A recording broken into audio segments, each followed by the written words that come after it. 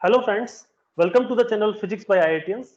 आज के इस लेक्चर में हम लोग डिस्कस करेंगे पाइथन प्रोग्रामिंग, कैसे हम पाइथन कोडिंग के थ्रू डिफरेंट कंसेप्ट्स को यूज कर सकते हैं। लेकिन हम स्टार्ट करेंगे बेसिक में, पहले बेसिक से कि कैसे क्या क्या इसके बेसिक इंग्रेडिएंट्स होते हैं प्रोग्रामिंग के। तो सबसे पहले, जैसे मान लीजिए आपको कोई स्टेटमेंट प्रिंट करना है, तो प्रिंट कमांड क्या होती है? तो पाइथन में प्रिंट कमांड बहुत ही सिंपल है। सिंपली आप प्रिंट लिख दीजिए और उस ब्रैकेट्स के अंदर इन्वर्टेड कॉमा लगा के आप जो भी सेंटेंस लिखोगे वो पूरा की पूरा आपका प्रिंट हो जाएगा। जैसे कि देखो, मैंने सबसे पहले लिखा है प्रिंट, इन्वर्टेड कॉमास के बीच में मैंने लिखा है स्टार्स, फिर लिखा है hello friends, welcome to the channel physics by IITians. और जब मैंने इसको रन किया तो यहाँ पे एज इट इज वही लिख के आ गया, सारे स्टार्स लिखे आ गए, हेलो फ्रेंड्स लिखा आ गया। और यहाँ पे लास्ट में मैंने एक स्लैश एन का सिंबल लिखा है। Slash n basically new line के लिए होता है। तो अगर आप किसी कमेंट के बीच में स्लैश एन लगा दोगे तो उस स्लैश एन के बाद के जो स्टेटमेंट्स हैं उनको वो नेक्स्ट लाइन में प्रिंट करेगा। तो मैंने स्लैश एन लगाया, फिर मैंने 3 स्टार्स लगाए, फिर लिखा welcome to the channel physics by IITians. तो ये जो 3 स्टार से लेके welcome to the channel physics by IITians तक का स्टेटमेंट है वो पूरा की पूरा एक नई लाइन में आया। तो ये है हमारा प्रिंट स्टेटमेंट, इसको हम प्रिंट कमांड भी कहते हैं। नेक्स्ट है हमारा मल्टी लाइन कमेंट, कि हम पाइथन के अंदर कैसे कमेंट्स लिख सकते हैं। कमेंट्स बेसिकली क्या होता है कि आप जब कोड लिख रहे हो तो कोड को समझने के लिए, जैसे आपने अभी कोड लिखा, आपने अपने हिसाब से पूरा कोड लिख दिया। अब उसे 10 दिन बाद, 15 दिन बाद, 1 महीने बाद अगर आप खुद से पढ़ोगे तो हो सकता है आप कंफ्यूज हो जाओ कि ये स्टेटमेंट मैंने क्यों यूज किया था। तो कमेंट्स उस कंफ्यूजन को दूर करने के लिए हम यूज करते हैं, ताकि कभी फ्यूचर में भी आप उस कोड को पढ़ें तो आप उस कमेंट्स को पढ़ के पता कर सके कि ये जो चीज आपने की है ये क्यों की थी। तो कमेंट्स लिखने का तरीका बहुत ही सिंपल है। सिंपली आप एक हैश का सिंबल लगा के कोई भी स्टेटमेंट लिखोगे तो वो पूरे स्टेटमेंट को एज ए कमेंट ट्रीट किया जाएगा। जैसे मैंने लिखा है यहाँ पे hash to multi line comment. अब ये पूरा स्टेटमेंट यहाँ पे लिखा तो हुआ है, लेकिन जब मैंने इसको रन किया तो यहाँ पर लिखा हुआ नहीं आ रहा है। क्यों नहीं आ रहा है? क्योंकि हमने इसे कमेंट कर दिया है। तो हैश लगाने से आप सिंपली एक कमेंट कर सकते हो। एक होता है मल्टी लाइन कमेंट, एक होता है कि आप सिंगल लाइन में कमेंट लिख रहे हो और एक आप मल्टीपल लाइंस में कमेंट लिख रहे हो। तो बेसिकली अगर आप 3 इन्वर्टेड कॉमास लगाओ और फिर से 3 इन्वर्टेड कॉमास, उनके बीच में अगर आप ऐसे 6 इन्वर्टेड कॉमास के जो ग्रुप है उसके बीच में आप कुछ भी लाइंस लिखोगे, उन सारी लाइंस को एक कमेंट माना जाएगा। तो ये मल्टी लाइन कमेंट्स लिखने का तरीका है पाइथन के अंदर। नेक्स्ट जो सबसे इंपॉर्टेंट ब्लॉक है वो है इफ स्टेटमेंट, कि हम पाइथन में इफ स्टेटमेंट, इफ कंडीशंस को कैसे यूज कर सकते हैं। इफ का मतलब बेसिकली कंडीशन चेक होता है। If this number is greater than, suppose 2 number है आपके पास ए और B, if A is greater than B तो आप लिखोगे A is a bigger number. If A is less than B then आप लिखोगे B is a bigger number. If A is equal to B then B, आप कहोगे कि ए और B आपस में इक्वल नंबर है। तो एक कंपैरिजन टेस्ट के लिए हम इफ स्टेटमेंट का यूज करते हैं। तो इफ स्टेटमेंट कैसे लिखते हैं? सिंपली आप लिखिए इफ, मान लीजिए आप नंबर 5 और नंबर 2 को कंपेयर करना चाहते हैं, तो आपने लिखा 5 इज ग्रेटर देन 2। फिर यहाँ पे आपको ये 2 डॉट लगाने होंगे। तो ये है पूरा इफ स्टेटमेंट। उसके बाद आप नीचे लिखोगे सिंपली आप इस इफ कंडीशन के बाद क्या मतलब एग्जीक्यूट करना चाहते हैं। अगर ये कंडीशन ट्रू होती है कि 5 आपका 2 से अगर बड़ा है तो आप क्या प्रिंट करना चाहते हैं सपोज, तो आपने लिखा प्रिंट 5 इज ग्रेटर देन 2।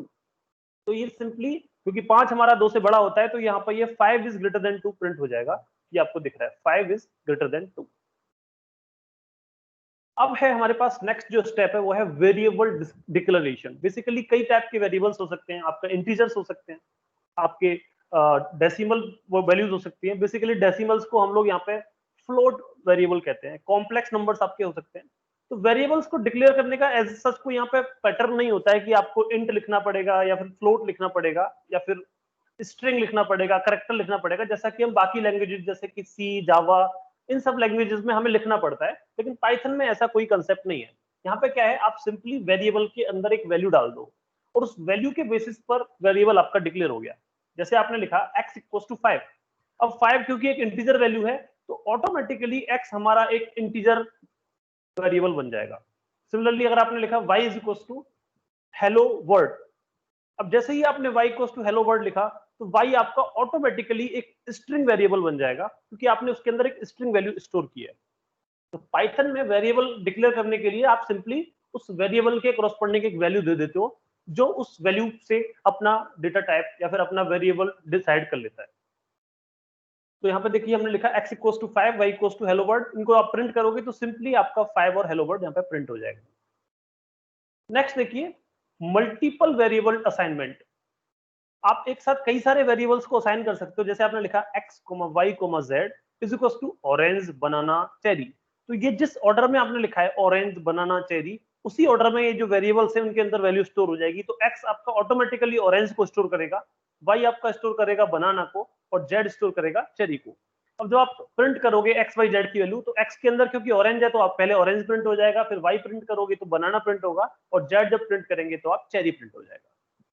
तो ये है मल्टीपल वेरिएबल्स की वैल्यूज को असाइन करना एक सिंगल स्टेटमेंट में। नेक्स्ट है हमारे पास global variable declaration. Basically global का मतलब क्या होता है, हमारा एक बहुत बड़ा प्रोग्राम लिखा हुआ है, उस प्रोग्राम के अंदर कई सारे फंक्शंस हैं, सब फंक्शंस हैं।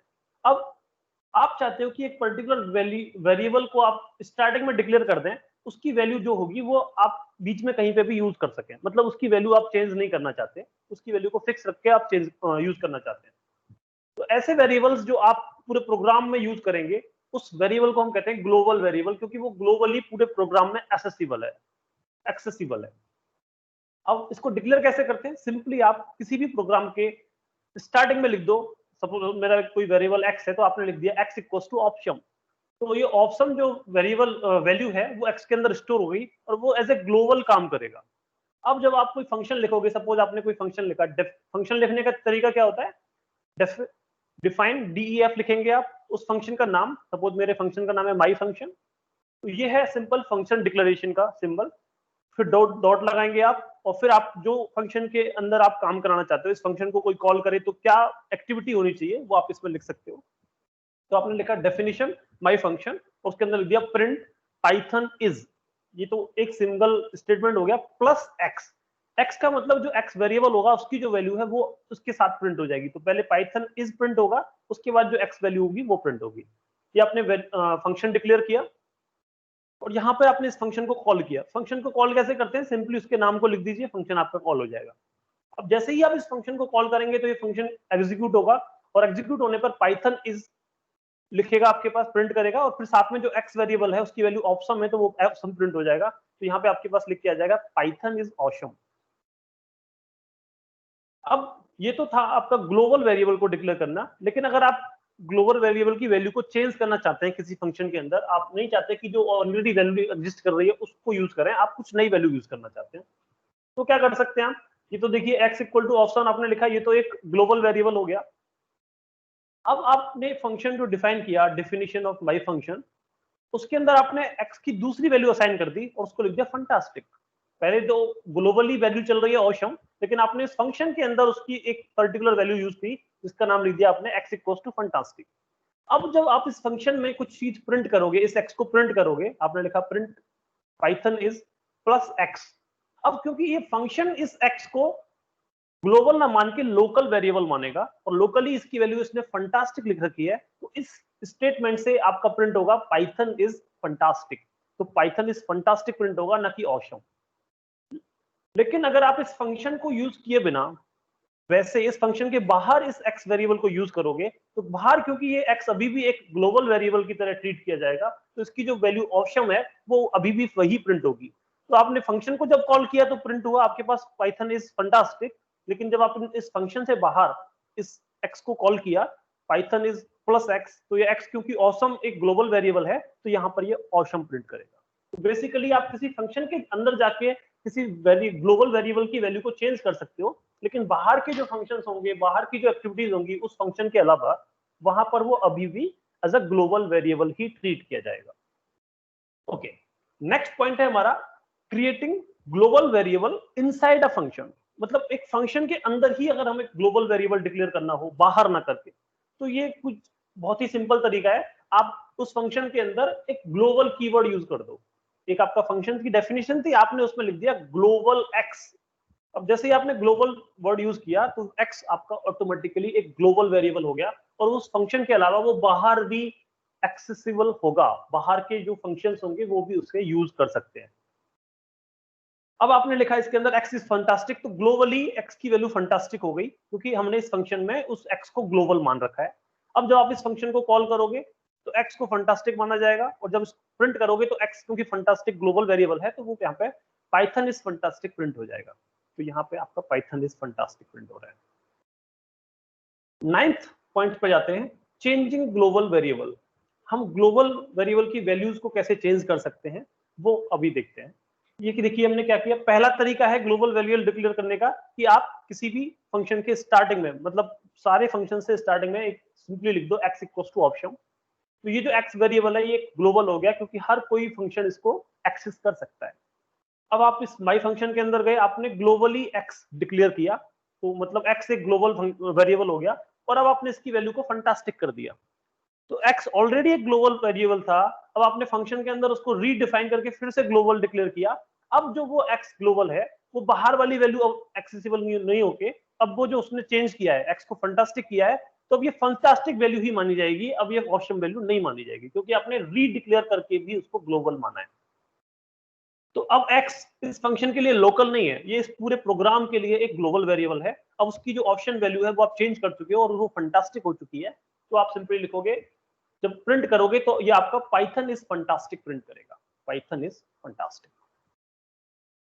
तो ये सो हो गया हमारा वेरिएबल्स के बारे में, वेरिएबल डिक्लेरेशन के बारे में, ग्लोबल वेरिएबल्स के बारे में। अब हम डेटा टाइप्स के बारे में बात करते हैं। तो डेटा टाइप्स के बारे में समझने से पहले एक छोटी सी टेबल हम समझ लेते हैं। ये हमारे पास डेटा टाइप्स की टेबल है। तो टाइप्स क्या क्या हो सकते हैं, टेक्स्ट टाइप का डेटा टाइप हो सकता है जिसको हम एसटीआर स्ट्रिंग वेरिएबल से डिक्लेयर करते हैं। न्यूमेरिक डेटा टाइप्स हो सकते हैं, int, float, complex numbers. Float basically decimal points को कहते हैं। कॉम्प्लेक्स नंबर जिसमें इमेजिनरी और रियल पार्ट्स आते हैं। तो बेसिकली इसको समझने के लिए इसमें एक जे टर्म होता है, जे। जैसे हम लिखते हैं ना एक्स प्लस जे वाई, तो ये एक कॉम्प्लेक्स नंबर को इंडिकेट करने का तरीका होता है। सीक्वेंस हो सकते हैं, list, tuple, range. Mapping type हो सकता है डिक्शनरी। सेट टाइप हो सकता है set, frown set. Boolean type हो सकता है बूल। बुलियन मतलब बेसिकली जो डिजिटल सर्किट्स में हम लोग डिस्कस करते हैं ना, जिसकी वैल्यू 0 या 1 हो सकती है, तो वो बुलियन टाइप भी हम डिक्लेयर कर सकते हैं। बाइनरी टाइप हो सकता है bytes, byte array, memory view. इस तरीके से different types of data types हमारे हो सकते हैं। अब कैसे हम डेटा टाइप्स को डिक्लेयर करते हैं वो हम समझते हैं। डिक्लेयर करने का मैंने जैसे कि पहले आपको बताया सेम तरीका, आप सिंपली लिख दो x इक्वल टू 1, तो x हमारा एक इंटीजर वेरिएबल हो गया। आपने लिखा y इक्वल टू 2.8, अब क्योंकि 2.8 एक फ्लोट वैल्यू है तो ये ऑटोमेटिकली एक फ्लोट वेरिएबल हो गया। आपने लिखा z इक्वल टू 1j, अब j जैसे ही आपने लगाया तो ये कॉम्प्लेक्स को इंडिकेट करता है, बेसिकली कॉम्प्लेक्स के इमेजिनरी पार्ट को इंडिकेट कर रहा है, तो z आपका एक कॉम्प्लेक्स नंबर हो गया। अब अगर आप देखना चाहते हैं कि ये जो आपने डिक्लेयर किए हैं इनका टाइप क्या है, तो आप क्या करोगे, print type of particular variable. Type bracket में जिस वेरिएबल का टाइप आप पता करना चाहते हैं। तो x क्योंकि आपने 1 लिखा था तो वो इंटीजर प्रिंट होना चाहिए। देखिए यहाँ पे प्रिंट हो रहा है क्लास इंटीजर। आप y का प्रिंट करोगे तो क्लास फ्लोट, आप z को प्रिंट करोगे तो ये क्लास कॉम्प्लेक्स। तो इससे समझ में आया कि आपने जो ये x y z डिक्लेयर किए हैं वो इंटीजर, फ्लोट और कॉम्प्लेक्स टाइप्स हैं रेस्पेक्टिवली। तो सिंपली क्या करते हैं हम लोग डिक्लेयर करने के लिए, उसके अंदर वो पर्टिकुलर वैल्यू डाल देते हैं। z इक्वल टू 1j लिख दिया तो मतलब z हमारा एक कॉम्प्लेक्स डेटा टाइप हो गया। y इक्वल टू 2.8 लिख दिया, पॉइंट का नंबर जैसे ही आया तो वो ऑटोमेटिकली फ्लोट हो गया। इस तरीके से अब हम अलग अलग समझते हैं इन डेटा टाइप्स को। सबसे पहले integer data type. Integer data type में आप इंटीजर की वैल्यू पॉजिटिव इंटीजर्स भी हो सकते हैं, नेगेटिव इंटीजर्स भी हो सकते हैं। और तो सिंपली आपको क्या रखना है, नॉन फ्रैक्शनल या फिर नॉन डेसिमल वैल्यूज को अगर आप किसी वेरिएबल में स्टोर करोगे, आइदर नेगेटिव और पॉजिटिव, तो वो ऑटोमेटिकली इंटीजर टाइप होगा।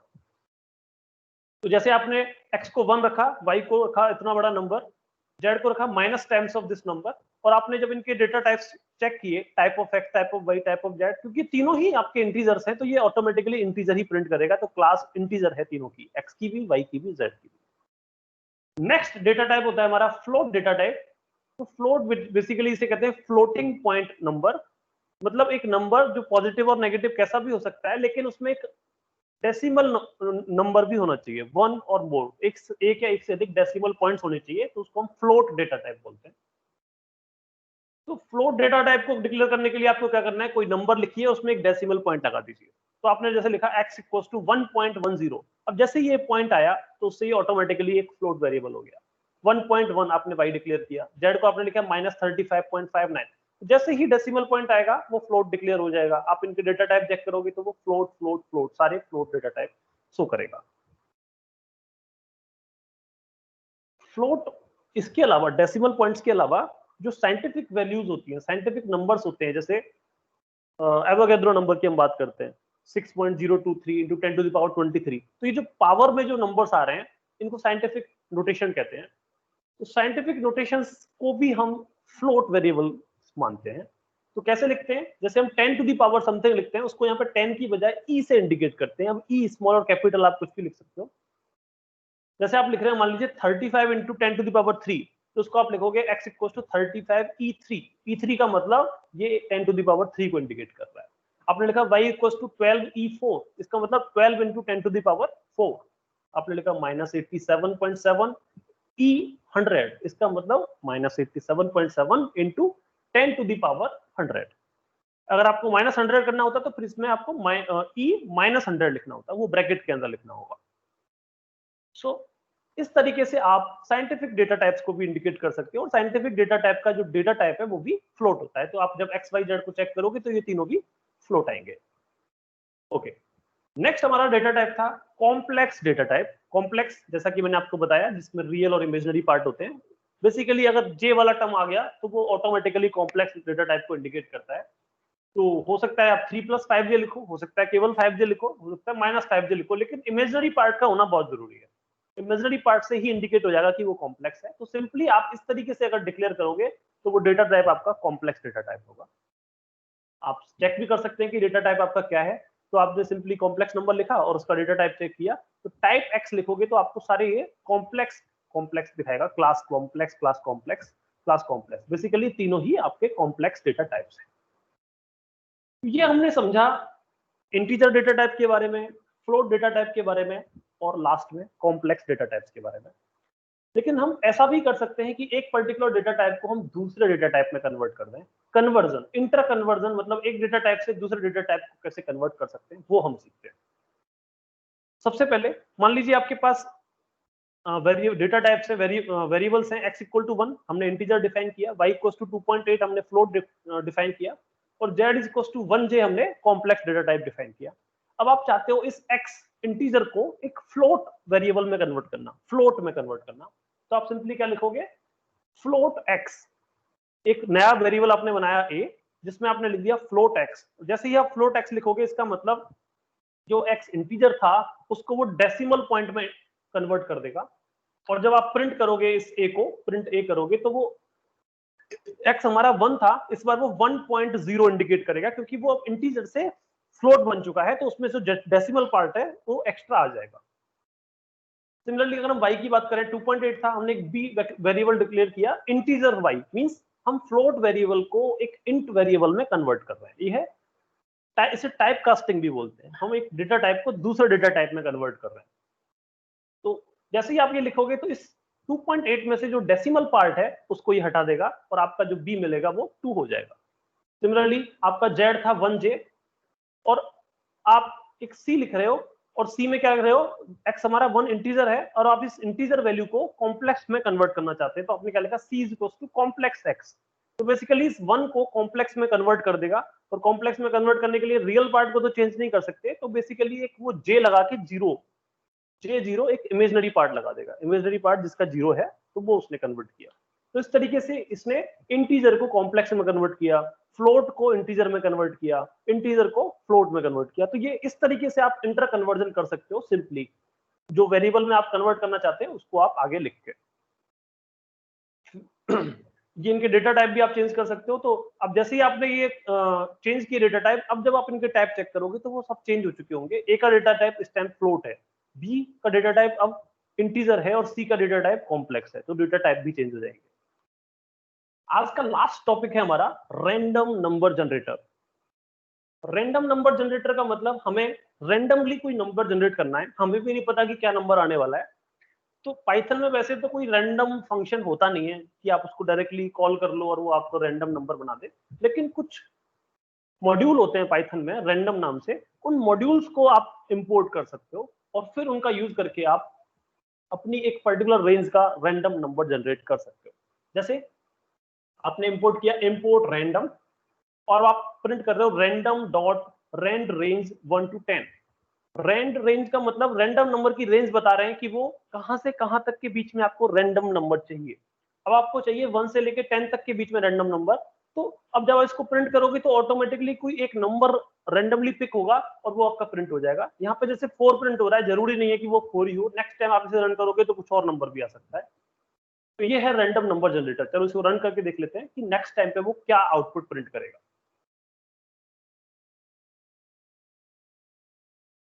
सो देखिए इस बार इसने 2 प्रिंट किया।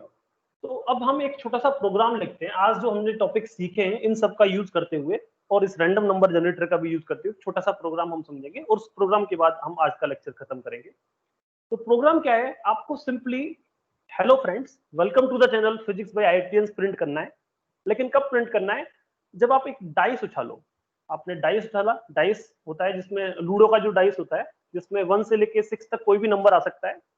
तो हम क्या कर रहे हैं, रैंडमली उनमें से कोई एक नंबर आएगा क्योंकि हम रैंडम नंबर जनरेटर यूज कर रहे हैं। अब अगर वो नंबर 1 या 6 में से कुछ है तो ये प्रिंट करेगा hello friends welcome to the channel physics by IITians और इस लूप को बंद कर देगा। लेकिन अगर वो इस 1 और 6 के अलावा कुछ और नंबर है तो वो कंटिन्यूअसली चलता रहेगा जब तक कि 1 और 6 में से कुछ ना आ जाए। तो सबसे पहले हमने क्या किया, एक आई, सबसे पहले तो हमने इंपोर्ट किया रैंडम नंबर, जो लाइब्रेरी थी उसको इंपोर्ट किया। फिर हमने लिखा आई इक्वल्स टू 1। फिर हमने एक वाइल लूप लगाया, while I is less then 6। जब तक वो 6 से कम है वो तब तक चलेगा। वैसे वो ऑटोमेटिकली चलता ही रहेगा क्योंकि हम डाइस में से केवल 6 तक के नंबर ले रहे हैं तो हमेशा नंबर 6 से कम ही आने वाला है या फिर वो 6 आ सकता है। ओके, अब हम इसको चला रहे हैं प्रिंट आई। तो पहले तो वो जो नंबर हमारा जनरेट होगा उसको प्रिंट करेगा। फिर क्या करेगा, इफ, अब यहाँ पे हमने एक इफ कंडीशन लगाई। अभी हम लोगों ने इफ लूप वाइल लूप पढ़े नहीं है, बस अभी समझा रहा हूँ। नेक्स्ट लेक्चर में हम इसको और अच्छे से डिस्कस करेंगे। तो सबसे पहले इसने कंडीशन चेक की, if I is double equal to 6, मतलब आई की वैल्यू अगर 6 होती है और ये है और का सिंबल, या फिर मतलब 6 हो या फिर आई इक्वल टू 1 हो, इन दोनों में से कोई भी कंडीशन सेटिस्फाई होगी, आई आइदर 1 हो जाए आई आइदर 6 हो जाए, तो ये प्रिंट करेगा प्रिंट 5 स्टार्स हेलो फ्रेंड्स। फिर नेक्स्ट लाइन आएगी, फिर प्रिंट करेगा welcome to the channel physics by IITians और इस लूप को ब्रेक कर देगा। इसका मतलब अब ये वाइल लूप से बाहर आ जाएगा। तो जब आप इसको रन करोगे तो देखो, जब मैंने पहले रन किया था तो रैंडमली जब वैल्यूज जनरेट हो रही थी, सबसे पहले उसने जनरेट की 4, फिर 2, फिर 3 जनरेट की, फिर 4 जनरेट की, लास्ट में इसने 1 जनरेट की। और जैसे ही ये 1 जनरेट हुआ तो ये कंडीशन सेटिस्फाई हो गई और इसने प्रिंट कर दिया hello friends welcome to the channel physics by IITians. हम इसको फिर से रन करते हैं। अब देखना ये सीक्वेंस सेम नहीं रहेगा, सीक्वेंस हर बार अलग आएगा क्योंकि रैंडम नंबर्स हम जनरेट कर रहे हैं। इसको फिर से एक बार रन करते हैं। तो देखिए इस बार सीक्वेंस है 4 3 5 2 5 1 और जैसे ही 1 आया तो वो प्रिंट कर देगा और बाहर निकल जाएगा।